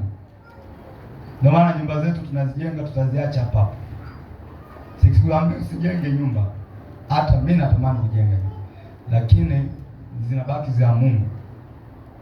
Anasema alitoka alfajiri kwenda kuajiri wakulima awapeleke katika shamba lake la mizabibu, naye alipokwisha kupatana na wakulima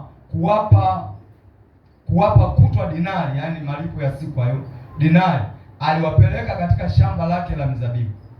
Akatoka mnamo saa 3, akaona wengine wamesimama sokoni wasiokuwa na kazi, na hao nao akawaambia, enendeni nanyi katika shamba langu la mizabibu, na iliyo haki nitawapa. Wakaenda. Akatoka tena mnamo saa 9 na saa 9, saa 9 na saa 9 akafanya vile vile, hata kama saa 10. Yani Kiswahili sijui ni cha Mombasa, sijui ni cha Kenya, sijui Nairobi, hiyo Kiswahili kinakoroga hivi. Hatuna waandishi wa Biblia hapa Tanzania. Wewe unakielewa Kiswahili? Hata kama saa 10 Kiswahili gani? Hapa ndio anasema akaenda tena saa 10, hata kama saa 10. Kwa sababu kosa sio Biblia, aliyeandika amechukua kisukuma chake kaweka huko. Anasema hata kama saa 11 akatoka akakuta wengine wamesimama, akawaambia, mbona mmesimama hapa mchana kutwa bila kazi? Wakamwambia, kwa sababu hakuna mtu aliyetuajiri. Akawaambia, enendeni nanyi katika shamba la mizabibu. Kulipokuchwa, manake jioni sasa. Mahesabu si jioni, tunasema biashara asubuhi, jioni ni mahesabu, si ndio? Kulipokuchwa, yule bwana wa shamba akawaambia wasimamizi wake, waiteni wakulima niwalipe ujira wao, akianzia na wa mwisho hata wa kwanza. Na walipokuja wale wa saa 11 walipokea kila mtu dinari, na wale wa kwanza walipokuja walidhani kwamba watapokea zaidi, na hao pia wakapokea kila mtu dinari. Basi wakisha kupokea wakamnung'unikia mwenye nyumba, wakasema, hao wa mwisho wametenda kazi saa 1 tu, na wewe umewasawazisha na sisi. Hapa itakuwa seme umewalipa sawasawa na sisi tuliostahili tabu na hali za mchana kutwa. Naye akamjibu mmojawapo akamwambia, rafiki, sikukudhulumu hukupatana na mimi dinari? Chukua iliyo yako uende zako. Napenda kumpa huyu na wa mwisho sawa na wewe. Si halali yangu kutumia vilivyo vyangu kama nipendavyo? Au jicho lako limekuwa ovu kwa sababu ya mimi kuwa mwema? Vivyo wa mwisho atakuwa wa kwanza, na wa kwanza watakuwa wa mwisho. Naelewa hilo neno Huyu ni Mungu mwenyewe ameongelewa hapa. Hao wana walioajiriwa asubuhi, tumeona aliowaajiri saa 12, si ndio, alfajiri. Alafu akarudi saa 3 akakutana na watu wengine hawana kazi, akamwambia mkafanye kazi shambani. Akarudi saa 9 akakuta wengine hawana kazi, akamwambia mkafanye kazi shambani. Akarudi tena saa 10 mpaka saa 11 akawaajiri. Kufika saa 12 jioni akawaambia watumishi wake, niitieni wafanyakazi wangu niwalipe. akawalipa, akaanzia wale wa mwishoni, yaani waliofanya, aliowaajiri saa 11. Yaani unawaita wafanyakazi, unaanza na wa saa 11 ya jioni, ambao nimekuajiri saa ngapi? Saa 11 mpaka saa 12. Umefanya kazi masaa mangapi? Limoja tu baba. Achukua dinari. Kwa hiyo wale walioanza kazi asubuhi wakajua kama yule amelipwa dinari, kwangu huku ni trilioni. Kufika wa mwisho, wale wa asubuhi wanategemea kuona watapewa zaidi, wakakuta na wenyewe wanapewa dinari. Kusema hii haiko sawa. Mimi toka asubuhi nalipwa sawa na lisali aliyefanya kazi lisali moja, hapa si sawa. Bwana akamwambia, hatukupatana kulipana dinari? Tulipatana dinari. Sasa unalalamika nini? Wewe nilikuwa ajili ya asubuhi, sawa. Nilikwambia nitakulipa shilingi ngapi? Dinari. Dinari tufanye leo labda 100,000 au 10,000. Tulipaliana shilingi ngapi? 10,000. Sasa nimekupunja wapi? Mimi nimeamua kutumia mali yangu ninavyotaka, wa asubuhi, wa saa 3, wa saa 9, wa saa 10, wa saa 11. Wote nimeamua niwape 10,000. Kuna ubaya hapo? Hakuna ubaya. Hii ina maana gani? Bwana Yesu asifiwe sana. Waliomtumikia Mungu mapema sana ni wana wa Israeli. Walioitwa na Mungu mapema sana ni wana wa Israeli. Ndio maana sisi wengine tumefananishwa na mzeituni mwitu. Wale wazee wao wamesotea mateso ya kumjua Mungu. Yaani kitendo cha dunia kujua Israeli ni taifa teule la Mungu, shetani amepambana sana na ile taifa. Si kiroho tu, amepigana nalo kweli kweli, kimwili kabisa hivi. Mpaka Yesu anakuja kuzaliwa, wale watu walichoka, dunia ilikuwa inawapinga. Soma historia, soma Biblia kuanzia mwanzo mpaka mwisho, utaona taifa la Israeli limepitia mengi, kwa sababu tu katika ulimwengu wa roho shetani alijua hao ni watoto wa Mungu.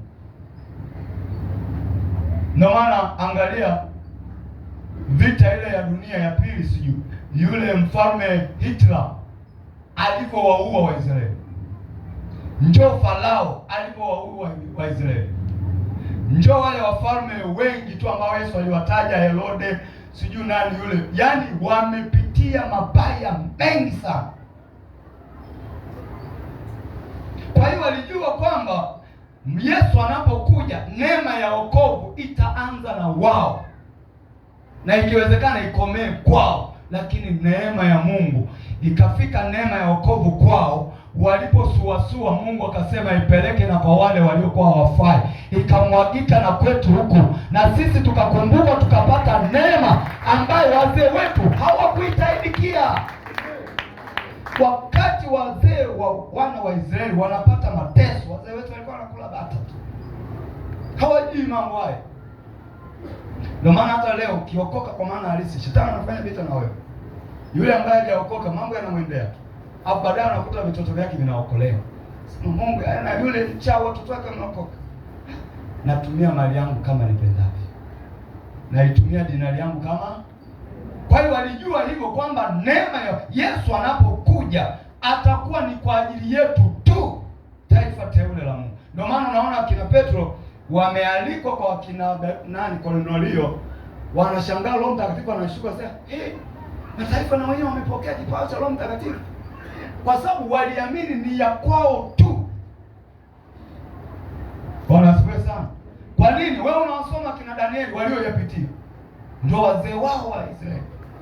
Unayasoma walioyapitia wana wa Israeli wanapotawanyika Babeli, sijui wapi, kote huko ni mateso wameyapitia. Kwa hiyo najua sisi tunachukiwa na dunia kwa sababu ya yule mungu wa dunia hii, shetani anatuchukia na anatupiga kupitia wafalme wa dunia hii. Ni kwa sababu tu sisi ni mali ya Mungu. Hitler aliwachoma moto, Farao aliwalazimisha wafanye makazi magumu, aliwaua, akamlisha watoto wao wauawe, wakatupa kwenye maji. Herode aliwaua watoto wa Israeli, damu zikamwagika, lakini walivumilia hayo. Walijua kuna Masihi atakuja kutuokoa. Ndio maana wao mpaka kesho wengine bado wanamngojea Masihi. Bwana asifiwe sana. Mimi na wewe tulikuwa watumwa, wazee wetu hawakutesekea huko. Kwa sababu wewe ukisoma kwenye uzao wa Nuhu pale, sisi huku unakuta tunatoka kwa yule aliyekataliwa, yule Kanani. Kush mmoja pale alimwona Nuhu amelala, akamcheka. Uzao wake ndo huku mpaka sisi. Wawili walichukua mashuka wakamstiri yule mtumishi wa Mungu katika ulevi wake, mtumishi mlevi, wakamstiri. Alipolevuka akamlani Kanani. Sasa kufuatia kwenye Kanani kule ndo na wewe huko. Kizazi chetu tulikuwa hatustahili kabisa kupata neema huko. Wale wana wa Israeli, ule uzao ule ambao umeenda pale umetiririka mpaka Ibrahimu, Isaka kamzaa Yakobo kawazaa wale mababa 12, wakaenda kama taifa dogo sana kule Misri, watu 70, wakarudi taifa kubwa, wakaanza kupitia mateso, mara waende Babeli, mara watawanywe huko, mara unaona kina Danieli wako sijui wapi, wamepitia mabaya mengi, lakini kichwa chao kilikuwa kinawaambia kuna Masia anakuja kutuokoa. Kwa hiyo alijua kabisa huo wokovu utakapokuja, huyu Yesu anapokuja atakuwa ni wa wana wa Israeli tu, so haya makabila mengine yasiyomjua Mungu. Cha ajabu, kwa macho yao wakaona mataifa wanapokea neema ya Roho Mtakatifu, wakashangaa malaika wanatokewa na mataifa. Petro hakwenda peke yake, alienda na wenzake, wakashangaa mataifa wamepokea kipawa cha Roho Mtakatifu kama sisi. Ndo hawa hapa wanasema sisi tumeajiriwa asubuhi, huyu saa 11 analipwa kama sisi. Ndugu yangu, neema ya Mungu ni upendeleo wa Mungu. Haleluya kanisa, ni upendeleo wa Mungu. Kwa hiyo hata kama kuna mtu umemkatia tamaa kwenye familia, kwenye maisha yako, kama kuna jambo umelikatia tamaa, omba neema ya Mungu. Mwambie Mungu, najua hili haliwezekani, sina vigezo, inawezekana muda wangu umeisha sana, lakini kumbuka neema yako, achilia neema, naomba neema ije. Haleluya kanisa. Unaona hao waliolalamika hapo, na ni kweli, ukiangalia kwenye malipo, hata wewe umeajiriwa asubuhi, mwingine anakuja anasaidia saa 11 pale kusogeza matofali, saa 12 wote mnaondoka na laki. Huyu wa jioni atakucheka wewe uliyekuja asubuhi. Panga kujijimkoto, umepata nini? Wewe laki na mimi laki. Haya, mimi kesho tena nakuja jioni, na wewe kesho, na wewe unaanza na mimi kesho jioni tena, wewe kesho na wewe utakuja saa 12, saa ya kulipa. Bwana asifiwe sana. Ndo hao walianza mapema kupata mateso, kwa sababu shetani akishajua wewe ni mwana wa Mungu anahamishia vita kwako. Ndio maana hapo wengi wanakuta wanakata tamaa, sema mbona sasa toka nimeokoka mambo ni mabaya. Wewe unapambaniwa, unapigana vita. Yule ambaye yuko upande wa shetani, kumbukeni Yesu alivyosema, sina haja ya kutubu hao 99 na mtafuta aliyepotea. Kadhalika shetani naye walio upande wake hana sababu nao, unajua hao nimeshawapoteza tayari, au nimeshawalewesha, au walevi wenzangu. Natafuta wale ambao bado wana Mungu, nafanya vita na wale ambao bado wana Mungu. Kama Yesu alisema hawa 99 hawana haja ya kutubu, natafuta kamoja kalikopotea. Na shetani hivyo hivyo, au aliowanywesha mvinyo wa ubaya wa dhambi zake, hana sababu nao, anapambana na wale ambao bado hawajakunywesha huo mvinyo wa dhambi. Mbona toka nimeokoka mambo mabaya? Pigana. Bwana ndiye anayefundisha mikono yangu kupigana. Hicho ndo wengi kinawasha. Mbona sasa nimeokoka? Saa hizi unapigana. Hao walidai kwamba wazee wetu wamepigana, wameteseka, wamepitia mengi, kabila letu limepitia mateso mengi. Leo mataifa waliokula bata mwanzo mwisho, na wenyewe wanapata neema ya wokovu. Ndio maana si ajabu tamkupla kahaba yuko mbele za Mungu. Si Yesu alituambia hivi? Na watoza ushuru na makahaba watawatangulia? Watoza ushuru na makahaba watawatangulia katika ufalme wa Mungu. Yesu alisema haya maneno. Alimaanisha nini? Kwamba huyu anaweza kama mdhambi leo, lakini neema inaweza kumjia dakika ya mwisho. Sikwambii sasa ukawa kahaba, ukawa mtoza ushuru, ukawa mlevi. Yesu alitoa mfano. Lakini wewe uliyepata neema sasa ishike, kwa sababu haukustahili. Ilikuwa ni ya hawa, ndio maana wanalalamika hawa saa 11 wanapataje? Saa 11 ndio sisi tunaokoka. Sasa hizi ni mwisho wa dunia, ni miisho, tunaishia, dunia ndio inaishia hivyo. Wokovu wa kutoka duniani umekaribia, ndio saa 11. Unaona leo na sisi tunaokoka, yaani tunalisali moja tu, Yesu anaokoka. Bwana asifiwe sana. Sasa usipige hesabu ya lisaa hili la kibinadamu, maana Biblia inasema siku moja ni kama siku 1000. Kwa hiyo sisi tunaokoka dakika za mwisho hizi. Tunampokea Yesu, tunapata, mtu anajuta, yaani ningeokoka zamani. Kumbe wokovu mzuri hivi. Ukiona mtu ameokoka hajutii hajaokoka, ndio hao waangalia filamu, watazama nini hizi season. Unachukua halafu na bandi season zinakutosha wewe. Hela yako uliyopewa na Mungu una bandi season. Sasa season ni uongo ule. Mtu ana act boss na si boss. Ndio maana wale waigizaji mnaanza kukutana nao mtaani, unasema huyu sasa anakaa kwenye jumba kali sana na gari kali, unakuta mmening'inia naye kwenye daladala. Ni maisha ya uongo, kuaminisha watu uongo.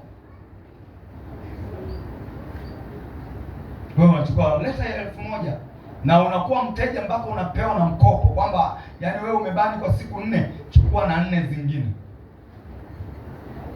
Usifanye hivi. Mwambie mwenzako usifanye hivi. Usiwe mteja wa season. Na shetani katika ufalme wake anavifanya vitu vyake kupatikana kwa urahisi sana. Vitu vya shetani vinapatikana kiurahisi sana. Saizi ameviachilia kwa urahisi sana.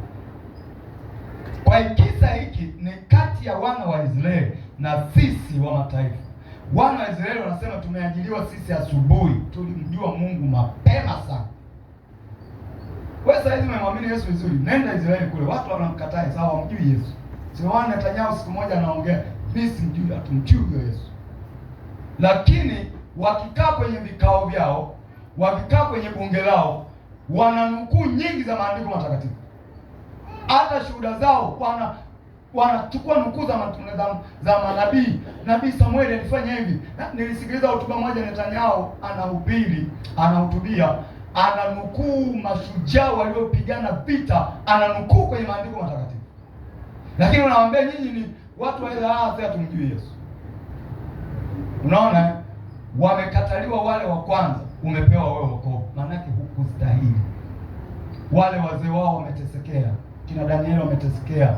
Akina Daudi aliomba ombi moja gumu sana kwenye Zaburi ya ngapi ile? Anasema nalimwona Bwana siku zote, ameniambia niketi mkono wako wa kuume mpaka atakapowaweka adui zangu chini ya nyayo zangu. Nafsi yangu ikamfurahia, nikamshangilia. Anayaona hayo mambo rohoni, Mungu atakayofanya. Anaona kwenye uzao wake atazaliwa Mwokozi. Kwa hiyo walistahili wao kupata neema ya wokovu. Leo umepata wewe wakushi.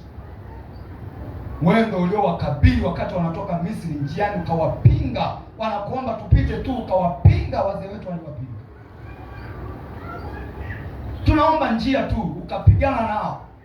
Wewe ndio umetoka kwenye viuno vyao. Mungu anasema na hao wa saa 11 nao walipa dinari. Halafu unaichezea wokovu. Mungu akusaidie.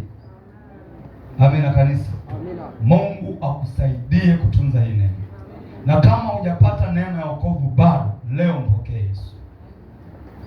Huko hapa mtu hujaokoka, unasali tu na waliokoka. Upate neema, yani uwe wa kwanza kupata hiyo neema ya wokovu. Nimekuambia si sala ya toba tu, japo na yenyewe ni moja ya vigezo vya kukufanya uokoke, lakini ni maisha halisi. Kama unataka tu uje uonekane namkiri Yesu ni Bwana, ukitoka hapo unalijamali na kulipia maji na kulipia kodi, bado lizee fulani linaishi na wewe na si mume wako, wala usije. Unakamwali fulani unakatunza mwenyewe, umekaidi utakaoa na unaendelea na maisha ya ovyo ovyo na kenyewe, wala usije. nataka kama unakuja kwamba lile lizee leo linalolipa bili zangu lote na liweka pembeni, na mleta Yesu kwenye maisha yangu. Huyo ndo aje. Wewe unasema mimi tena maisha ya anasa na dhambi na visichana basi, huyo ndo aje. Kwa sababu toba wanaongoza wenzenu huko kila siku, lakini ni wale hawajaacha dhambi, hawana neema ya Kalvari ya Golgotha. Bwana Yesu asifiwe sana. Simama kwa miguu yako.